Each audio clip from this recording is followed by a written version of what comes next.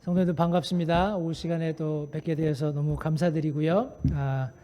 제가 어제 한 오후 3시, 2시쯤인가 1시 정도 여기 광주에 도착한 것 같은데, 그 시간 이후로 지금까지 시간이 어떻게 흘러갔는지 모를 정도로 너무나 극진한 대접을 받았습니다.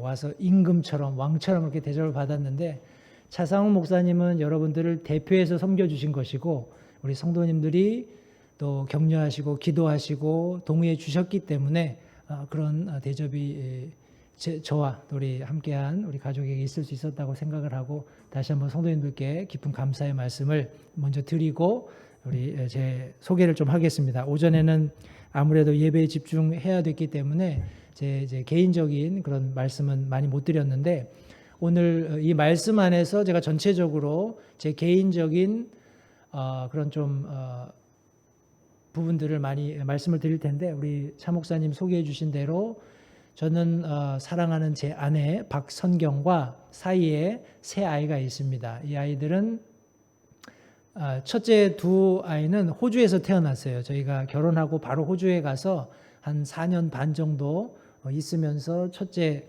둘째 두 아이가 태어났고, 이제 한국으로 돌아와서 이제 늦둥이가 생긴 거죠. 그래서 막내가 태어났고, 형과는 11살, 9살 그렇게 차이가 납니다. 우리 위에 둘은 2살 터울이고요. 그리고 나서 이제 미국에 유학을 오게 됐는데, 미국에 올 때 큰아이가 5학년이었고 둘째가 3학년, 그리고 막내가 2살이었어요. 그런데 아까 말씀하신 대로 이제 큰아이는 장가 가서 아이도 하나 있고, 그 아이가 이제 1년 반 됐습니다. 그래서 제가 할아버지가 됐습니다.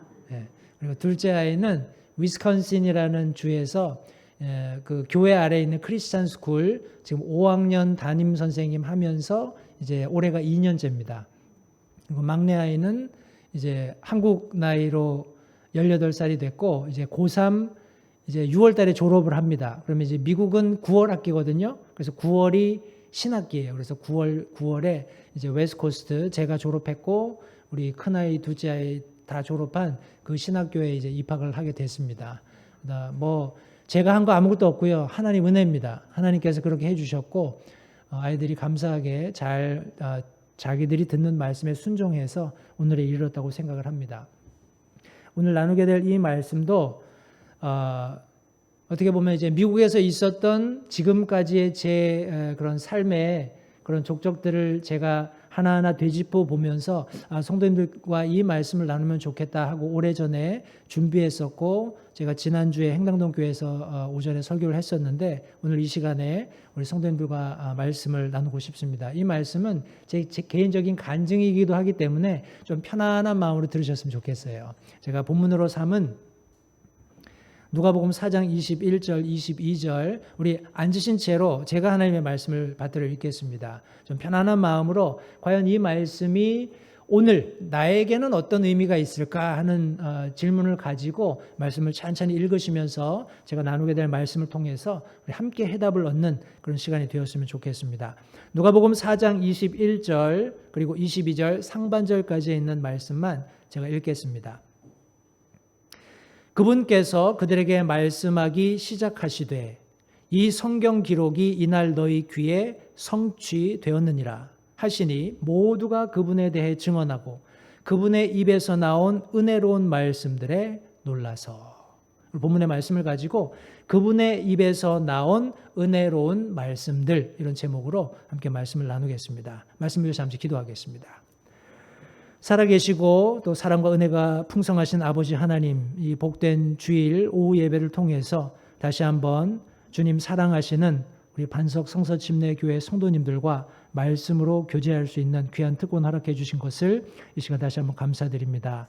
소종을 부르시고 또 하나님의 이 귀한 놀라운 은혜로운 말씀을 전하는 사역자로 불러주신 그 은혜를 다시 생각하면서 그 과정들을 우리 성도님들과 함께 나누겠습니다. 하나님, 그 안에 하나님께서 제게 가르쳐 주셨던 지혜들이 이 시간 온전하게 선포될 수 있도록 도와주시고, 들린 말씀을 통해서 다시 한번 우리의 삶을 바로잡고 하나님 앞에 영광 돌리기로 결단하는 복된 예배 되도록 도와주시기 원합니다. 소정을 주님께 의탁드립니다. 주님의 손에서 잘 익숙한 그런 도구 다루듯 하나님께서 사용하셔서 하나님께서 모든 영광 홀로 받으시기를 간절히 바라옵고 예수님의 귀하신 이름으로 기도했습니다. 아멘. 우리 이 본문 말씀은 예수님께서 늘 하시던 대로 유대인들의 회당에 들어가서 이제 두루마리를 건네 받으시고 이 말씀을 폈다라고 성경에 기록하고 있습니다. 예수님께서 그냥 우리 뭐라고 하나요? 칼 뽑기 하듯이 성경을 아무데나 척 펴서 우리 읽으신 것이 아니라 이사야서 두루마리를 받으시고 지금 예수님께서 읽으셔야 했던 이런 특별한 구절을 찾아서 읽으셨던 거예요.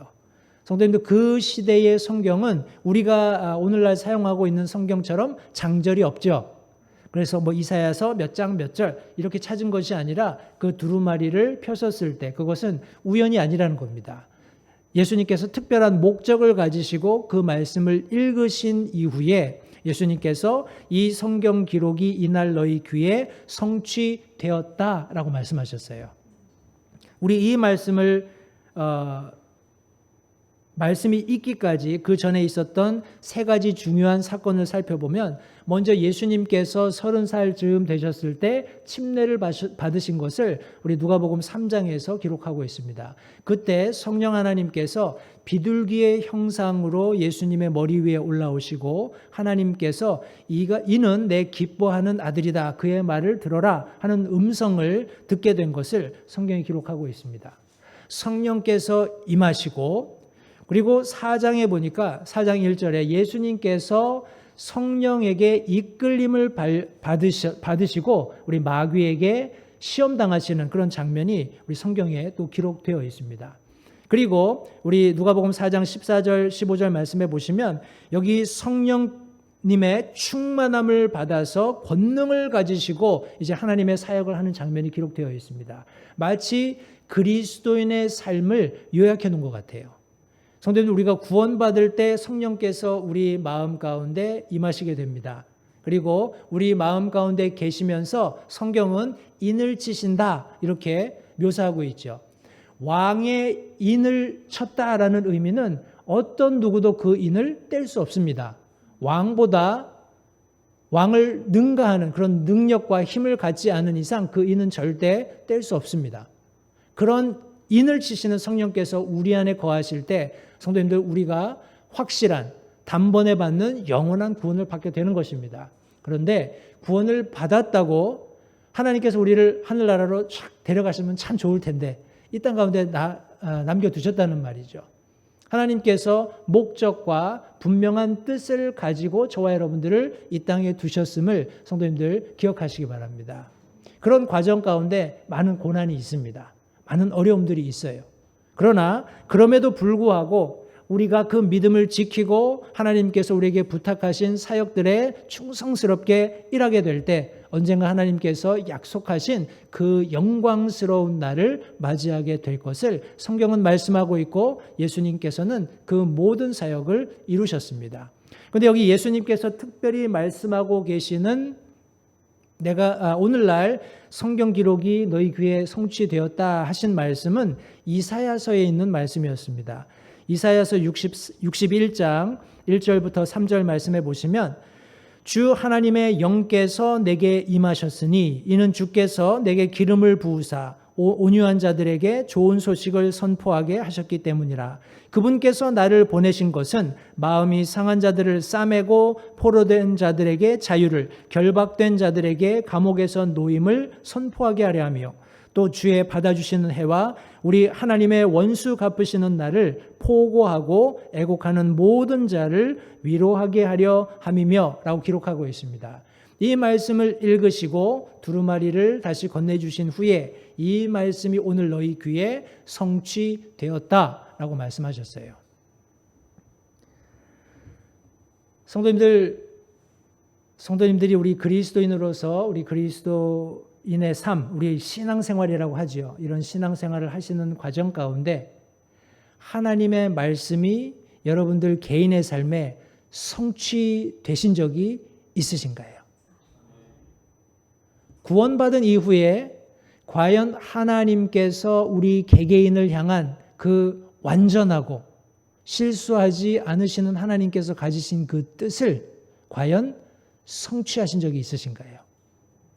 제게 개인적으로 그런 일이 일어났는데 그 과정에 세 가지 정도의 그런 과정이 있었어요. 스텝들이 있었습니다. 그것을 제가 성도님과 함께 나누기 원하는데, 첫 번째는 물음표입니다.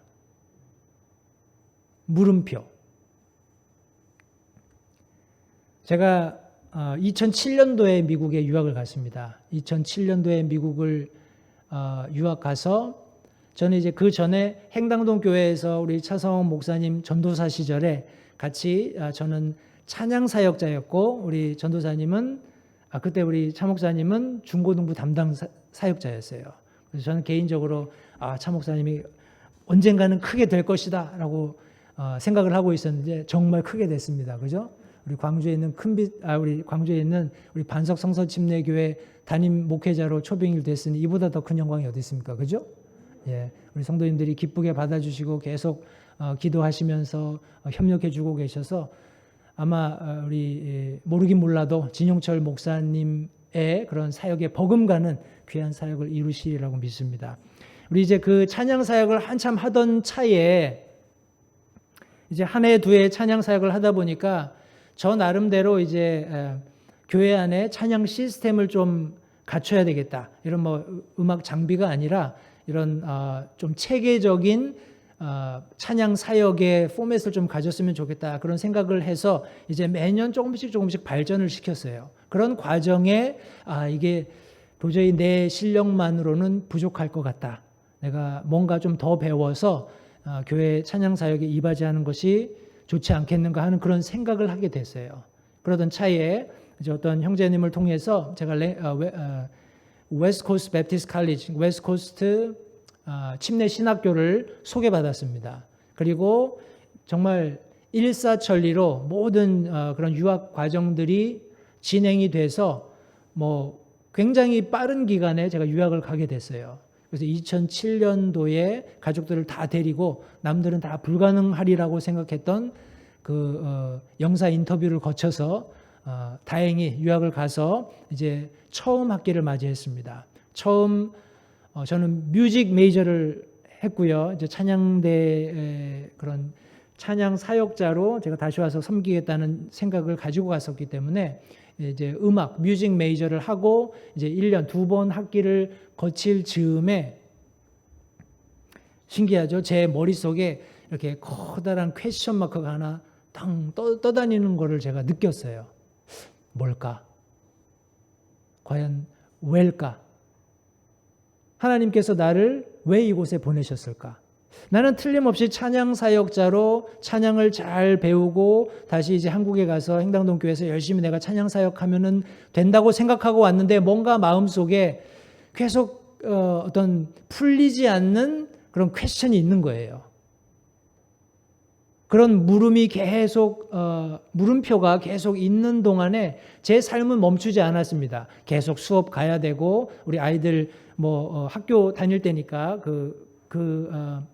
랭캐스터 교회 아래 뭐 크리스찬 스쿨도 있고 신학교도 있고 했습니다. 그래서 아이들은 크리스찬 스쿨을 다녔기 때문에 아침이 되면 아이들 이제 드랍오프 해놓고 저는 이제 클래스 가고 또 뭐 이런 교회를 가고 하는 모든 일상들은 그대로 다 진행이 됐어요. 진행이 되는 과정 가운데 계속 제 머리 위에 커다란 지금 보이시나요? 퀘스천 마크? 안 보이세요? 퀘스천 마크가 따라다녔어요.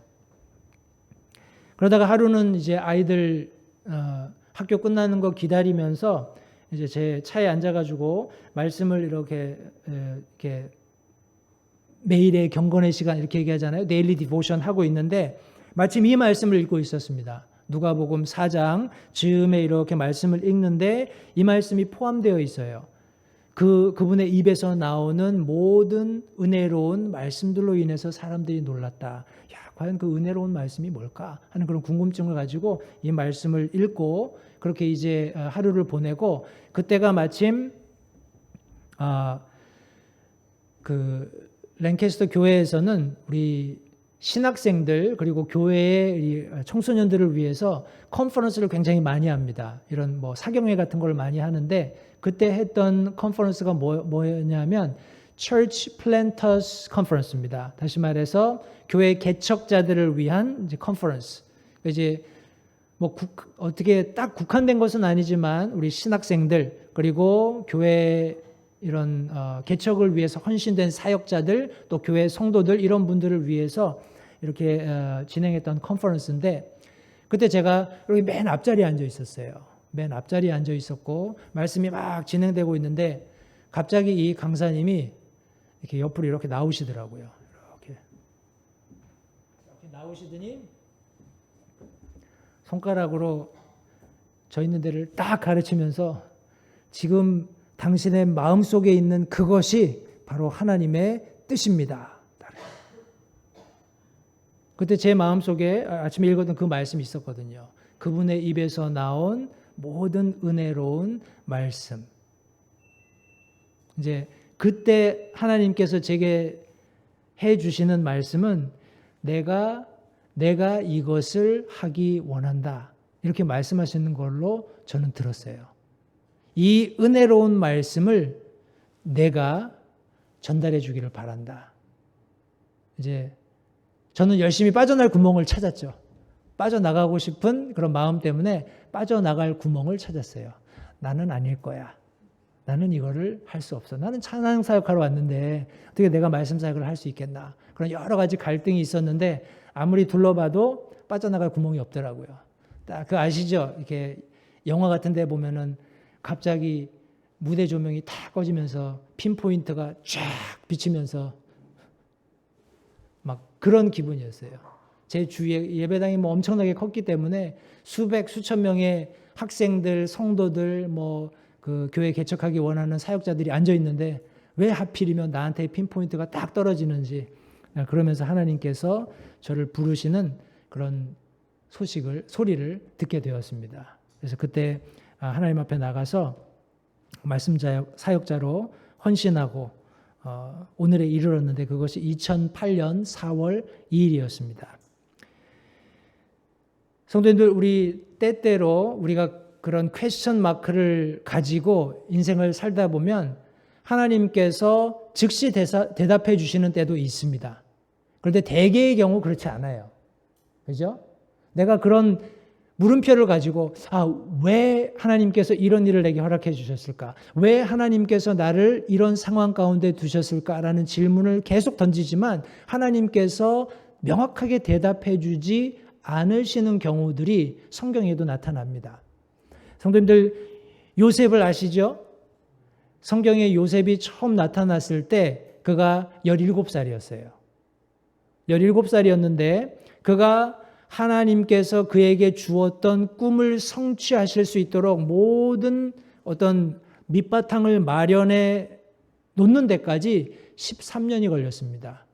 그가 30이 되었을 때 이집트에 어떤 정권을 쥐게 되는 파라오 다음 가는 정권을 쥐게 되는 그런 상황이 벌어지잖아요. 그 결과로 이제 그의 아버지와 모든 친족들을 이제 불러들여서 이집트에서 생명을 보전하는 그런 일이 일어나게 됩니다. 그리고 나서 하나님이 적어도 요셉의 생애에 그가 이루어야 할 모든 것을 끝마치셨을 때가 성경에 의하면 그의 나이가 110세 때입니다. 우리 또 다른 한 인물이 있습니다. 우리 모세, 우리 잘 아시죠? 모세가 하나님의 놀라운 섭리에 의해서 마땅히 죽었어야 하는데 생명이 보존되어서 40이라는 나이가 되었을 때 비로소 인간적으로 내가 무엇인가 해야 되겠다. 내가 동족을 위해서 무엇인가 해야 되겠다라는 의지를 가지고 이제 일을 하잖아요. 그러나 결국 실패했습니다.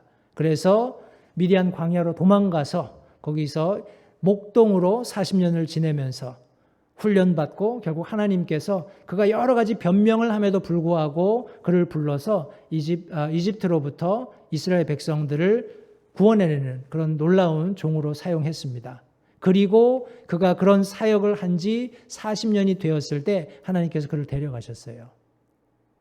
성도님들 모르겠습니다. 저는 제가 뭐 이걸 일부러 하려고 했던 건 아닌데 하나님께서 감사하게 우리 성경 말씀에 기록된 것처럼 연수 세는 지혜를 제게 잠깐 주셨어요. 그래서 제가 이 말씀 준비하면서 과연 그러면 요셉은 그렇다 치고 모세는 그렇다 치고 나는 어떨까 해서 이렇게 제가 구원받은 날부터 이렇게 날수를 계산을 해봤습니다. 그랬더니 제가 1978년 8월 10일에 구원을 받았거든요. 그날부터 소명받기까지 2008년 4월 2일까지 대략 30년이라는 시간이 걸렸어요. 제가 별로 안 똑똑한 것 같아요. 그죠? 하나님의 뜻을 알기까지 30년이라는 시간이 무려 걸렸습니다. 그리고 나서 2023년 현재까지 이제 15년이라는 시간이 지났는데 그 15년이라는 시간 속에는 제가 하나님의 말씀을 배우는 훈련의 과정들을 다 포함하고 있습니다. 해서 제가 이제 2024년이 되면 전적으로 이 은혜로운 말씀을 전하라고 부르심을 받고 그 사역을 시작한 지 이제 10년이 됩니다. 하나님의 은혜죠. 그러나 이 모든 일이 어떻게 시작되었는가 하면 퀘스천 마크 때문에 시작된 거예요. 왜일까? 네, 그 삶 자체는 성도님들 전혀 어떻게 얘기할까요? 그런 퀘스천을 던질 만한 그런 고난이나 핍박이나 역경 이런 건 아니었어요. 그럼에도 불구하고 하나님께서 그 말씀이 들려지는 이제 신학생이니까 매일 우리 뭐라고 하나요? 수업 시간에도 들어가야 되고 채플도 들어가야 되고 계속 말씀에 노출되잖아요. 하나님의 음성이 들려오는 그 시간에 노출되는 그런 모든 과정을 통해서 하나님께서 내 삶에 가지고 계시는 목적이 무엇인지를 알기 원하는 그런 원함을 제게 주셨다는 겁니다. 성도님들 그런 퀘스천 마크를 가지시기 바라요. 과연 하나님이 나를 향하신 뜻이 무엇일까? 오늘 나이와 상관없습니다. 우리 나는 나이가 이렇게 많은데 하나님이 나에 대해서 무슨 계획을 가지고 계실까? 천만의 말씀입니다. 여기 계신 성도님들 한 분 한 분을 향해서 하나님께서는 놀랍고 특별한 계획을 가지고 계세요. 그것을 찾기만 하면 찾고자 하는 마음만 있으면 하나님께서 그 뜻을 보여주십니다. 성도님들 이런 퀘스천 마크를 가지고 살아가면 어떤 일이 벌어지냐면 어느 순간 내 머릿속에 커다란 느낌표가 떠올라요. 이거구나 하는 느낌표가 떠오르게 됩니다. 나를 향하신 하나님의 뜻을 발견하게 되는 거예요. 성도님들 보십시오. 나를 향한 하나님의 뜻을 발견하고 나면 안 보이던 것이 보이는데 이런 겁니다. 제가 예를 들어서 한번 설명을 해드려 볼게요. 여기 우리 성도님들 중에 애완견을 혹시 키우시는 분이 계신가요? 집에 애완견 있으신 분? 없으세요? 여기 몇 분 계시네요. 자, 애완견을 키울 때 대부분 그 애완견을 키우는 이유가 애완동물, 우리 견으로, 개로 국한하지 않겠습니다. 고양이도 좋고, 쥐도 좋고, 다양한 그런 애완용으로 집에서 이렇게 키우는 그런 동물들을 아마 아이들이나 우리 어머님들이나 가지고 계실 텐데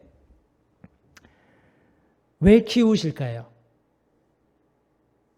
그냥 작고 이쁘고 사랑스럽고 뭔가 돌봐주고 싶고 이런 여러 가지 다양한 감정들이 복합적이죠. 그죠?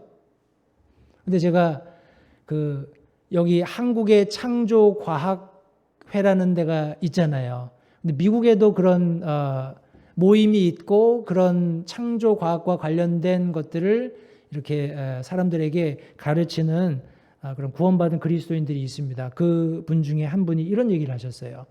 하나님께서 과연 노아의 방주에 지금 우리가 오늘날 발견할 수 있는 400여 종의 그런 견공들을 노아의 방주에 집어넣겠느냐 하는 질문이었어요. 어떻게 생각하세요? 노아의 방주에 푸들이 있었을까요? 노아의 방주에 그 코 납작한 그 불독 뭐라고 하죠? 프렌치 불독인가 그런 게 있었을까요? 네, 이게 정답입니다. 하나님께서 그런 개가 나올 수 있는 가장 어떤 코어죠. 핵심 종이 되는 한 종류의 개를, 한 쌍의 개를 노아의 방주에 넣으신 거죠. 그런데 지금 여러분들이 키우고 계시는 애완견들은 그 개들이 교배하면서 어떤 유전적 결함 혹은 장애를 가지고 태어난 경우가 대부분이에요. 그런데 사람들이 이거 봐라 너무 이쁘네, 이거 봐라 너무 귀엽네 하면서 이제 보호해주기 시작한 거예요. 이해가 되시죠? 자연 생태계에 놔뒀으면은 다 멸종될 수밖에 없는 그런 지금 애완, 소위 말하는 견들인데 사람들이 그거를 보호해 준 거예요. 그리고 그 보호된 종들을 배양한 거예요. 그래서 이제 뭐라고 하나요? 미니푸들이라고 하는 혹은 뭐 여러 다양한 조그마고 귀여운, 요새 뭐 돼지들도 주먹만 하더라고요. 뭘 먹겠어요, 그죠? 하여간 그런 사람들이 느끼기에 귀엽고 좋고 가지고 싶고 하는 그런 어떤 욕구를 충족하는 그런 애완견들이 많이 발생하게 된 겁니다. 제가 이렇게 장황하게 말씀드리는 이유는 제가 이 퀘스천 마크가 느낌표로 딱 바뀌고 나니까 제 삶에 너무 불필요한 죄들이 많더라는 거예요.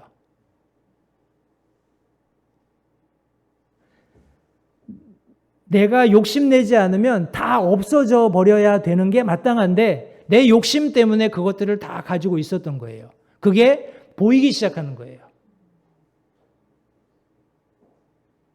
성도님들 유학하면서 돈이 없으면 유학이 될까요? 안 될까요? 매우 힘들겠죠. 저도 그런 어떤 경제적인 어려움 때문에 우리 랭캐스터 교회에 이렇게 목회자 팀들하고 면담도 했었어요. 그분들이 했던 조언은 한국으로 다시 돌아가라. 한국으로 다시 돌아가서 이런 어려운 상황들이 정리가 되면 그때 다시 돌아와서 공부를 계속하는 것이 어떻겠느냐. 이런 조언을 제가 들었어요. 그런데 그렇게 하고 싶지 않았습니다. 이제 그때부터는 믿음으로 하는 거죠. 이제 비로소 믿음으로 하는 거예요. 그 전까지는 이제 통장을 열어보고 돈이 얼마 있나, 이 정도면 뭐 생활하고 공부하고 충분하겠지. 근데 그 이후부터는 누가 봐도 안 되는 겁니다. 이제 그런 표현을 쓰잖아요. 아무리 둘러봐도 솟아날 구멍이 없다. 그런 표현을 쓰죠. 정말 바늘 하나 꽂을 만한 구멍이 없더라고요. 그런데 딱 한 군데가 열려 있었습니다. 어딜까요? 하늘을 보니까 하늘이 열려 있더라고요. 그래서 하나님을 신뢰하는 믿음을 가지고 유학 생활을 잘 마칠 수 있었어요. 성도님들, 여러분들이 여러분들의 삶에 대한 하나님의 뜻이 과연 무엇일까 하는 물음을 가지고 하나님 앞에 나가면 하나님께서 반드시 여러분들을 향한 뜻, 계획이 무엇인지를 알려주세요. 그런데 그 계획을 발견하고 나면 내가 쥐고 있었던 많은 것들이 아무 의미가 없다라는 것을 깨닫게 돼요. 그러면 비로소 그것들을 놓게 되고 놓는 순간 이제 믿음으로 사는 것이 무엇인지를 깨닫게 됩니다. 그렇다고 해서 믿음이 저절로 생기는 게 아니겠죠? 비로소 내가 세상을 의지하고 있었던 것들을 놓게 된다는 거예요. 그것이 하나님이 원하시는 것이 아니었다라는 것을 알게 되는 겁니다. 그리고 비로소 하나님과 교제하면서 그분께서 주시는 힘을 가지고 세상을 살아가는 힘을 얻게 되는 거예요. 빌립보서 2장 5절 말씀, 너희 안에 이 생각을 품을지니 이것은 그리스도 예수님 안에도 있던 생각이라. 성도님들, 이 생각을 가지고 살아가는 게 행복한 삶일까요? 아닐까요? 인간적으로. 여러분, 이 이후에 있는 말씀 아시죠? 예수님께서 자신을 비우시고 종의 형체를 입으시고 순종하시고 죽기까지 순종하셔서 결국 십자가에 달리셨죠. 그런데 그런 생각을 어떻게 하라고요? 여러분들 마음속에 품으랍니다. 고난도 감내하고 하나님께서 내게 주신 그 뜻, 그것을 성취하겠다는 목표 하나만을 가지고 살아가라는 그런 말씀을 여기 지금 해주고 계신 거예요. 제가 한두 가지만 이렇게 제 머릿속에 느낌표가 떠오른 이후에 처음 있었던 몇 가지를 제가 설명을 좀 드리겠습니다. 제가 이제 처음에 유학 갔을 때 영어가 잘 안 되잖아요. 영어가 잘 안 되니까 우리 교회 안에 썬데이 스쿨이 있는데 썬데이 스쿨이 굉장히 그 규모가 큽니다. 이제 규모가 큰데 이렇게 썬데이 스쿨별로 주일 학교별로 이제 전도를 나갑니다. 토요일 날 전도를 가면 저는 영어를 못 하니까 미국 사람이니까 당연히 영어를 해야 되겠죠, 그죠? 그러니까 영어를 할 줄 알고 소울 위닝 경험도 있는, 이렇게 구령 상담도 해본 경험이 있는 사람하고 그런 경험이 없는 사람을 이렇게 짝을 지어줘요. 둘씩 짝지어서 이제 보내줍니다. 그래서 이제 제가 가면 저는 이제 옆에서 우리 영어로 사일럼 파트너라고 그래요. 조용히 옆에 이제 함께 기도해 주는 뭐 그 정도라고 이해하시면 될 것 같은데, 저는 옆에 서서 이제 뭐 그 집을 방문했을 때 아이가 막 떠든다든지 그러면은 가서 같이 놀아주는 거예요. 그리고 뭐 가드닝을 하고 계신 분을 구령 상담하면은 저랑 같이 간 분이 구령 상담하는 동안 제가 대신 이렇게 또 막 가드닝을 해주는 겁니다. 그런 역할을 하는 거예요. 그렇게 하고 이렇게 전도를 계속 하다가 어느 날 이런 생각이 들었어요. 나도 영어로 전도를 좀 해보고 싶다. 그래서 하나님께 기도를 한 거죠. 하나님, 내가 하나님의 소명받은 사람으로서 이 은혜로운 말씀을 내가 전하는 걸 구경만 하는 게 아니라 내가 좀 전할 수 있도록 도와주십시오. 그리고서 이제 우리 책방에 가면 그 신학교에 책방이 있는데 한 요 정도 크기 되는 이제 소울 위너용 성경책이 있습니다. 우리 전도자용 성경책이 있어요. 이 성경책 안에는 피면 친절하게 어떤 질문부터 시작해서 뭐 이 사람이 예 하면은 이렇게 하고 아니요 하면 이렇게 하라는 친절하게 이렇게 다 이렇게 설명이 되어 있습니다. 그래서 안녕하세요. 좋은 날입니다. 뭐 성경 말씀 같이 나눠도 될까요? 뭐 이런 간단한 질문부터 해서 이제 어떤 말씀을 어떻게 전하는지 그렇게 쭉 내용이 기록되어 있는 성경이었는데, 제가 그 성경을 몇 번 읽고서 아내와 함께 이제 전도하러 나갔습니다. 이제 둘 다 영어가 안 되니까 그냥 두근거리기는 매 마찬가지죠. 그래도 제가 아내한테 자, 우리 가서 한번 용기 있게 용기를 내서 한번 복음을 전해보자. 그리고 첫 번째 집을 이제 노크를 한 거예요. 그랬더니 한 10대 후반 혹은 20대 초반 젊은 학생이 하나 나오더라고요. 학생이 나와서 내가 랭캐스터 교회에서 왔는데 조금 복음을 전하고 싶다. 시간을 좀 내줄 수 있겠냐? 그랬더니 이 친구가 아무렇지 않은 듯 sure 그러는 거예요. 이건 좋다는 얘기입니다. 그래서 이제 첫 징조가 좋구나. 한번 해보자 하고서 이제 말씀을 펴서 이제 여기 로마서의 길 뭐 이런 것들을 쭉 차근차근 잘 설명을 했어요. 잘 듣더라고요. 잘 듣고 나서 제가 그럼 지금 쭉 들은 말씀을 근거로 네가 죄인인 것을 인정하냐 그랬더니 그렇다 그래요. 그러면 예수님께서 널 위해 십자가에서 피 흘리고 돌아가신 것을 네가 믿느냐 그랬더니 믿는데요. 그래서 그러면 예수님을 이 시간 네 주와 그리스도로 받아들이겠느냐 그랬더니 그러겠대요. 큰일 났네요.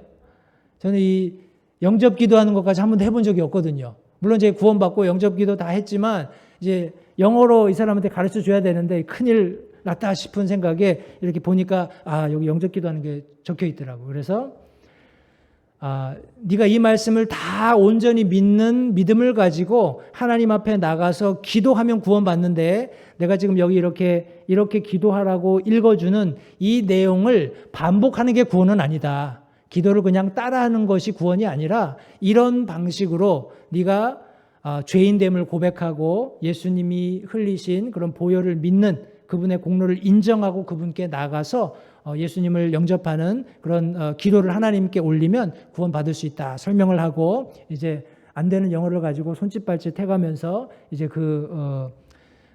영접 기도를 같이 했습니다. 그리고 아멘. 끝나는 순간 막 날아갈 듯한 그런 기쁨을 가지고 제가 뒤돌아서서 나왔어요. 근데 이제 그때 제 조카가 거기 있었거든요. 조카가 신학교에서 같이 공부하고 있는데 저쪽에서 막 헐레벌떡 뛰어오는 거예요.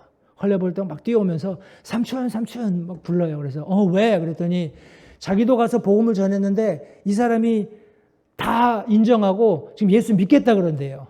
근데 자기도 그 영접 기도를 한 번도 안 해봤기 때문에 삼촌이 와서 좀 도와줘야 되겠다라는 거예요. 그래서 내가 그래도 방금 내가 하나 했으니까 가서 한 영혼 더 구하는 건 일도 아니지. 그래서 오케이. 그리고 가서 영접 기도를 같이 도왔습니다. 성도님들, 내 삶에 대한 하나님의 뜻이 온전하게 발견이 되면 하나님께서 확증을 주세요. 영혼들이 구원받는 역사를 내가 경험하도록 도와주십니다. 또 한 번은 이런 일이 있었어요. 제가 이제 미국에는 세차장이 이렇게 카운터에 들어가서 뭐 계산하고 뭐 여기도 다르지 않겠습니다만 그렇게 하고 이제 세차를 하는데 카운터에 들어갔는데 그날따라 이렇게 굉장히 한가하더라고요.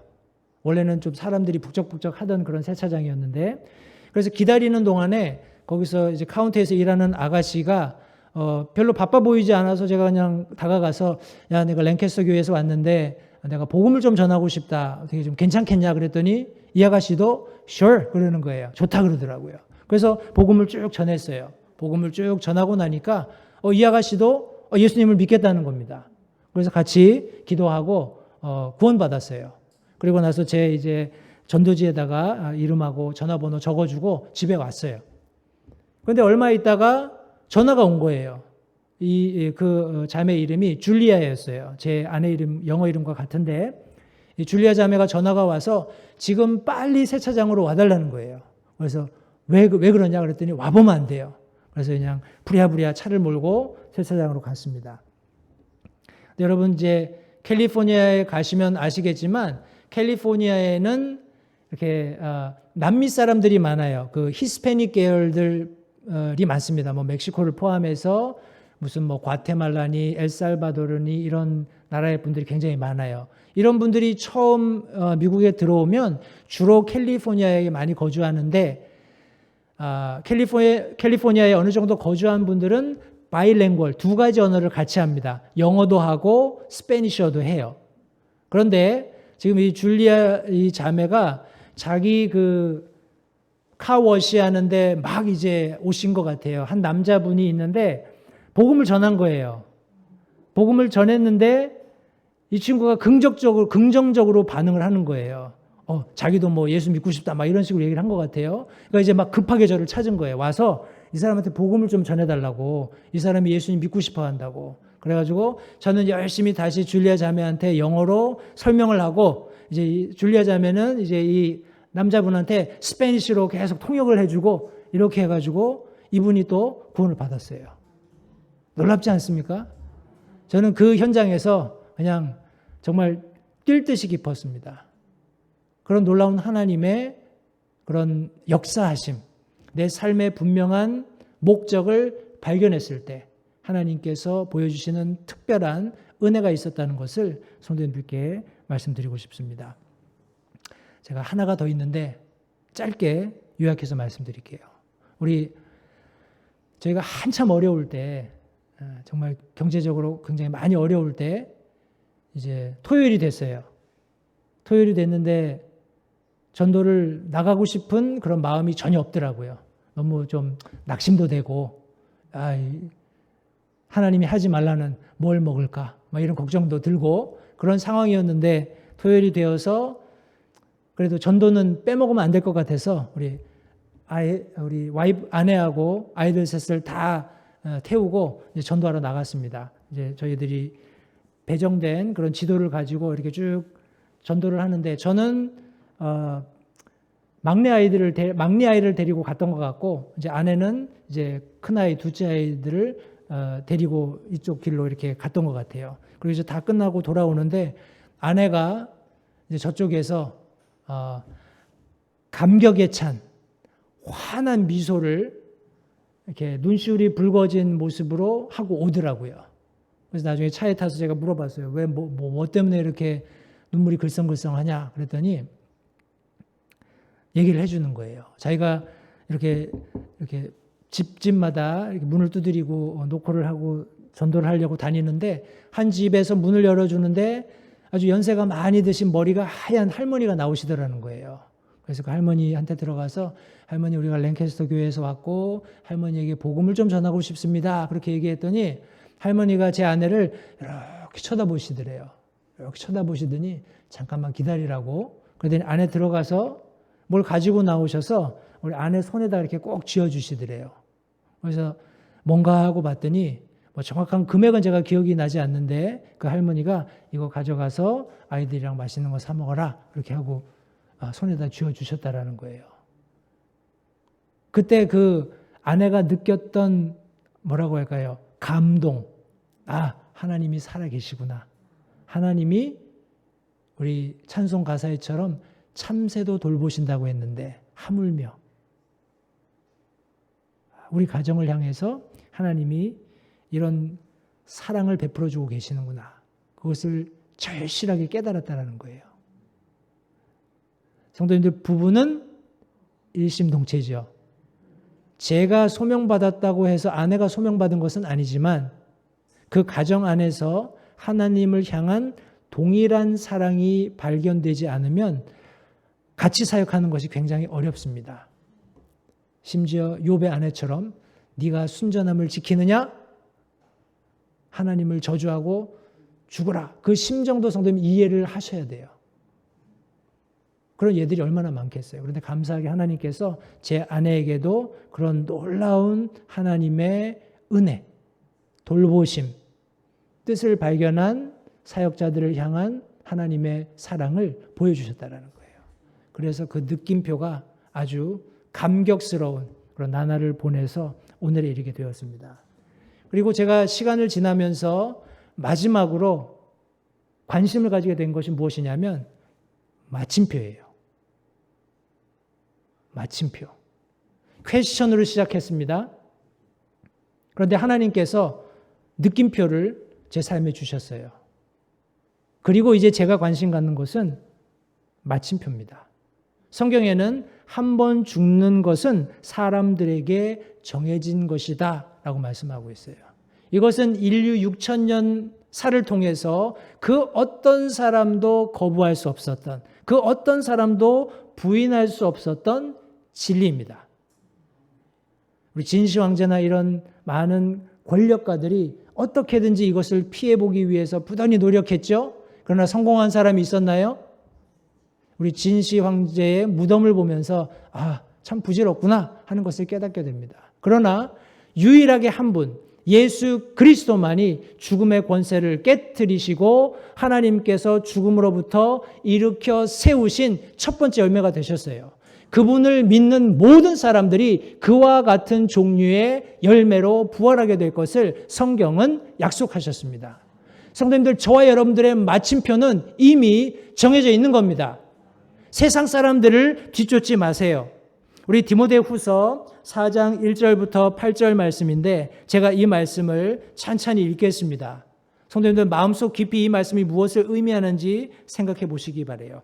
그러므로 내가 하나님 앞과 주 예수 그리스도 앞에서 곧 친히 나타나실 때에 자신의 왕국에서 산 자와 죽은 자를 심판하실 분 앞에서 내게 명하노니, 주님의 몸된 교회입니다. 거듭난 성도입니다. 퀘스천이 이제 느낌표로 바뀐 그리스도인들을 향해서 말씀해 주고 있는 거예요. 말씀을 선포하라. 때에 맞든지 맞지 아니하든지 긴급히 하라.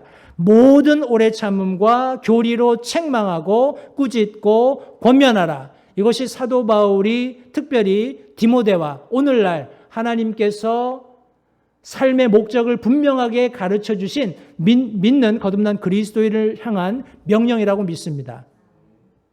근데 3절 말씀해 보시니까 때가 이르리니 그들이 건전한 교리를 견디지 못하며 귀가 가려워 자기 욕심대로 자기를 위해 선생들을 쌓아두고 또 진리로부터 귀를 돌이켜 꾸며낸 이야기들로 돌아서리라.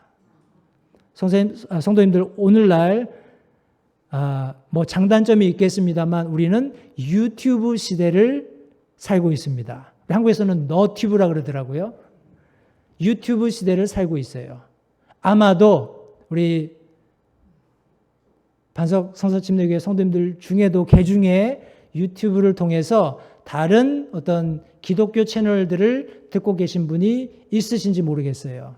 제가 과거에 우리 조력하던 한 교회에서 그런 형제님 한 분이 있었어요. 목사님에 대해서 계속 이렇게 험담을 하는 거예요. 우리 목사님은 설교가 어떻고 막 얘기하더라고요. 그래서 제가 한쪽으로 딱 불러다 놓고, 형제님, 내가 형제님한테 제안을 하나 하겠습니다. 뭐냐고 그래요. 그래서 제가, 형제님이 지금 보고 있는 모든 유튜브 채널을 석 달만 끊으십시오. 그리고 예배에 참석하셔서 목사님 말씀만 들으세요. 그리고 나서 나랑 한번 얘기해 봅시다. 이렇게 얘기를 했어요. 물론 이제 그 형제님은 그렇게 못하셨지만, 그래, 교회를 떠났다가 이제 최근에 아마 다시 돌아오신 것 같아요. 10몇 년 만에 다시 이제 믿음 생활을 다시 하시는 것 같은데, 성도님들, 지금 우리가 살고 있는 때가 이때입니다. 건전한 교리를 사람들이 견디지 못해요. 성경이 가르치고 있는 우리 독립침례교회, 성서침례교회가 믿는 믿음을 견디지 못합니다. 왜 그래야 되느냐? 왜 꼭 그것만 고집하느냐?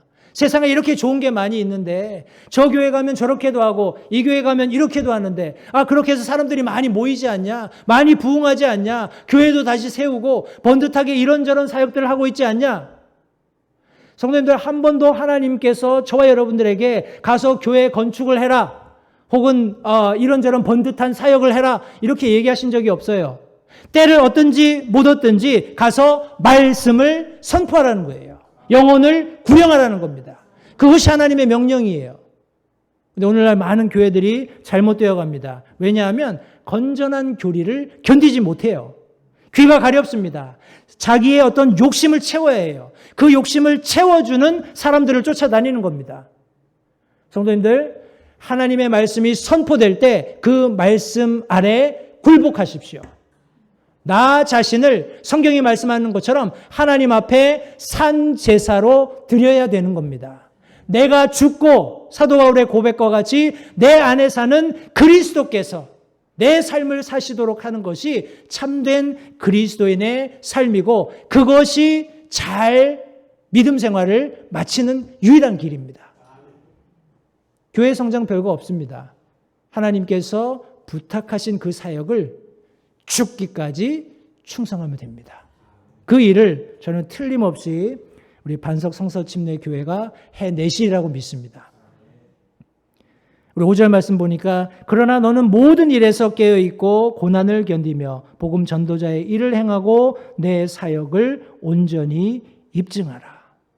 우리 차 목사님을 포함해서 특별히 교회 안에 리더의 그런 역할을 하고 계시는 집사님들과 주일학교 선생님들, 모든 성도들 예외 없이 성도님들 깨어있고 고난을 견디며 복음 전도자의 일을 행하심으로써 하나님께서 여러분들에게 맡겨주신 사역을 입증하실 수 있게 되기를 바랍니다. 사도 바울의 고백입니다. 이제 내가 내 자신을 헌물로 드릴 준비가 되었고 나의 떠날 때가 가까이 이르렀도다. 내가 선한 싸움을 싸우고. 성도님, 우리는 개별적으로 싸워야 할 영적 싸움이 다 있어요. 여러분 개인, 여러분들의 가정, 여러분들의 직장, 여러분들이 있는 어느 곳에서든지 이 영적 전투는 치열하게 벌어지고 있습니다.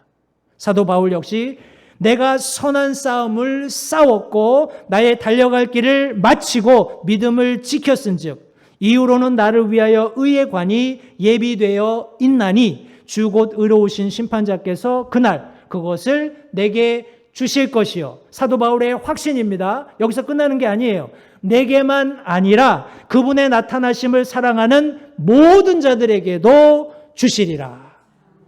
성도님들, 주님의 심판석 앞에 서게 될 것을 사모하고 계세요? 그러면 그날에 상급을 주신답니다. 어떻게 하면요? 선한 싸움을 싸우고 달려갈 길을 마치고 믿음을 지킬 때 그런 보상을 주시겠다라는 거예요.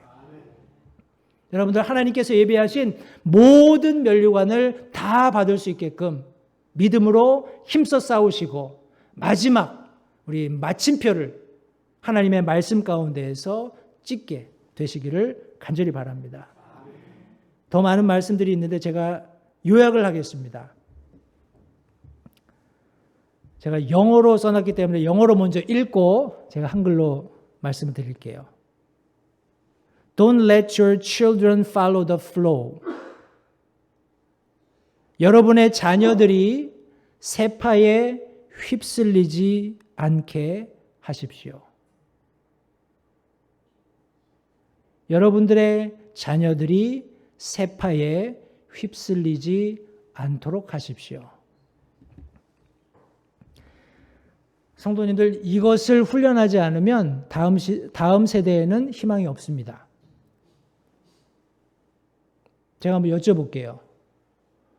여러분들 자녀가 어떻게 되기를 바라세요?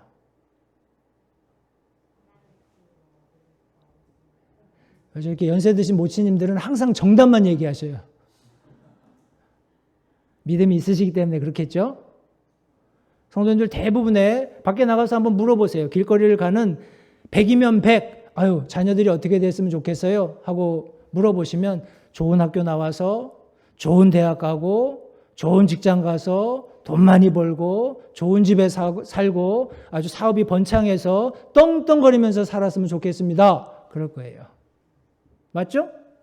그것이 플로우입니다. 이 세상이 흘러가는 방향이에요. 아주 이 세상은 점점 넓어지는 것 같아요. 야, 저기다가 내가 몸만 탁 던지면은 둥둥 떠서 잘 떠내려갈 것 같거든요. 그 끝은 어딘가요? 아까 말씀드렸죠. 한 번 죽는 것은 사람들에게 정해진 것이요. 예, 그냥 끝없는 나락이에요. 그런데 그 나락까지 가는 그 강물이 점점 불어납니다. 그리고 사람들이 아주 탐낼 만큼 시원하겠다. 저기 들어가면은 참 나도 저 사람들이 이렇게 플롯이라고 그러죠. 둥둥 떠 있는 것처럼 나도 저렇게 떠서 다른 사람들보다 더 빨리 갈 수도 있을 것 같아. 그렇게 이야기하면서 첨벙첨벙 빠지고 있어요. 근데 성도님들, 성경은 무엇이라고 가르치냐 하면 우리는 이 플로우를 역행하는 사람들입니다. 물살을 거스르는 사람들이에요. 성도님들, 물살을 거스르면 힘이 들까요? 안 들까요? 힘이 들죠? 2배로 듭니다. 물살을 거스르는 거는 힘이 2배로 들어요. 가령 제가 여러분들 자녀들에게, 여기 자녀들이 만약에 옆에 있는데 하나님께 당신의 삶을 드리십시오. 신학교에 가서 성경 공부하고 뭐 필요에 따라서 유학도 하고 뭐 어떤 과정이 어떻게 됐든지 여러분들의 삶을 하나님께 드리십시오. 하나님의 사역을 위해서 헌신하십시오. 라고 얘기했을 때 얼마나 많은 부모님들이 그래, 저 말이 맞아. 너 가서 사역해. 너 가서 헌신해. 이렇게 하시겠어요. 쉽지 않죠? 왜냐하면 내가 그런 삶을 훈련하지 않았기 때문에 그래요. 내가 역행하는 삶, 하나님을 믿는 믿음을 가지고 그분께서 부르신 부름을 쫓아가는 삶에 익숙하지 않기 때문에 그래요. 성도님들, 그러나 그것을 훈련하셔야 됩니다. 내가 이 과정을 밟지 않으면 내 다음 세대에 가르칠 수 있는 방법이 전혀 없습니다. 성도님들, 성경을, 찬양을, 그리고 교회 안의 질서를 가르쳐야 합니다. 이 질서라는 것은 교회가 가지고 있는 독특한 캐릭터예요. 제가 오전에 말씀드린 것처럼 광주 성서침례, 여기 반석 성서침례교회에 와서 저는 제가 어렸을 때 가지고 있었던 우리 성서침례교회의 독특한 그런 어떤 특징을 보았습니다. 얼마나 감사한지 몰라요. 이것은 계속해서 역행하는 믿음이 이 가운데에서 보여졌고 성도님들이 그것을 훈련하셨기 때문에 그렇습니다. 지금 하고 있는 이 믿음 생활을 여러분들의 자녀들에게 가르쳐 주세요. 절대 타협하지 마십시오. 학원 가야 돼요. 아니면 학교에서 무슨 일이 있어요. 이게 더 중요하고 저게, 성도님들, 우리가 이 세상 떠날 때 하나님께서 너 학원 몇 개 다녔냐? 이렇게 안 물어보실 거예요. 너 어떤 직장 나왔냐? 이거 안 물어보실 거라고요. 너 통장에 잔고가 얼마냐? 안 물어보실 거예요. 아무 의미 없는 것들에 여러분들의 시간을 너무 많이 허비하지 마십시오. 이런 모든 세상의 것들은 우리가 하나님을 믿는 믿음을 가지고 믿음을 경주하는 과정 가운데 하나님께서 더 물어주시는 거예요. 믿는 사람 가운데 부자가 있어야 됩니다. 믿는 사람 가운데 성공하는 사람이 물론 있어야 돼요. 하나님의 특별하신 목적에 따라서 그런 사람들이 교회 안에 얼마든지 있을 수 있습니다. 그러나 원론적으로 믿는 모든 그리스도인들은 세상을 역행해야 되는 거예요. 거슬러 올라가는 겁니다. 성경을 위해서 끊임없이 강단 사역이 이루어집니다. 교회 안에서 성경 공부가 진행되지요. 제자 양육이 일어납니다. 찬양을 위해서 오늘 아침에 보신 것처럼 찬양대가 중창단이 그리고 우리 꾀꼬리 듀엣팀이 이렇게 찬양도 해주시고 이런 다양한 찬양의 은사를 가지신 분들이 주저하지 말고 하나님께 영광 돌리는 일에 헌신하셔야 돼요. 그러면서 이 광주에 있는 반석 성서침례 교회의 찬양의 캐릭터가 형성이 되는 겁니다. 이것이 하나님께 영광이 되는 거예요. 고린도전서 14장 40절 말씀해 보시면 모든 것을 품위 있고 질서 있게 행할지니라 라고 성경에 말씀하셨습니다. 성도님들, 이 교회 안에 다양한 아주 역동적인 사역들이 많이 생겨나기를 바랍니다. 그러나 기억하셔야 할 것은 그 모든 사역들 가운데 질서가 있어야 돼요. 이 질서는 성령 안에서 자연스럽게 이루어지는 겁니다. 어떤 우선순위가 되었건 어떤 투자나 기여가 되었건 이것들은 담임 목사님을 중심으로 우리 집사님들이 합심해서 귀한 사역을 이루어가면서 질서를 갖추게 되는 겁니다. 성도님들, 이런 모든 이런 사역들은 이 교회 안에 있는 모든 성도들이 세상을 역행할 수 있는 힘을 공급하는 그런 자원으로 사용되는 겁니다. 성도님들, 힘을 받으십시오. 하나님의 말씀을 통해서 새 힘을 공급받으세요. 그리고 세상에 나가셔서 세상을 역행하시기 바랍니다. 세상에 떠내려가지 마세요. 세상에 떠내려가지 마시기 바랍니다. 절대 나 말고 다른 사람, 우리 참 목사님이 하시겠지, 우리 이 집사님이 하시겠지, 아니면 우리 주일학교 교사가 하겠지, 이렇게 하는 것은 결국 다음 세대를 포기하는 겁니다. 목사님이 비전을 제시하면 그 비전을 따라주시고 적극적으로 후원해 주십시오. 집사님들과 함께 우리 모든 성도님들이 혼연일체가 되어서 세상을 거스를 수 있는 힘을 가지시고 그것을 다음 세대에 계속 이어주시기를 부탁 말씀드립니다. 내 안에서, 내 가정 안에서, 주님의 몸된 교회 안에서 예수님께서 성취하신 그 모든 말씀들이 성도님들, 우리 모두에게와 특별히 이 지역사회에도 큰 은혜와 영향력을 끼치기 위해서 우리가 먼저 그렇게 준비되어야 합니다. 그리고 우리의 삶을 통해서 이 놀라운 하나님의 은혜로운 말씀이 퍼져나가는 거예요. 어떻게 시작된다고요? 퀘스천 마크. 과연 하나님께서 나를 향하신 뜻이 무엇인가 하는 퀘스천 마크에서 시작하는 겁니다. 그 퀘스천 마크를 가지고 하나님 앞에 기도하세요. 하나님 앞에 나를 향한 하나님의 뜻이 무엇인지 알려달라고 간청하십시오. 그러면 하나님께서 느낌표를 성도님들 삶 가운데 던져주실 거예요. 이것이 너를 향한 목적이다. 그것이 주일학교 선생이 되었건 찬양대가 되었건 어떤 교회 안에서의 헌신과 사역이 되었건 하나님께서 그것이 성도님들 한 분 한 분을 향한 뜻이라고 발견이 되시거든 그것을 위해서 충성하십시오.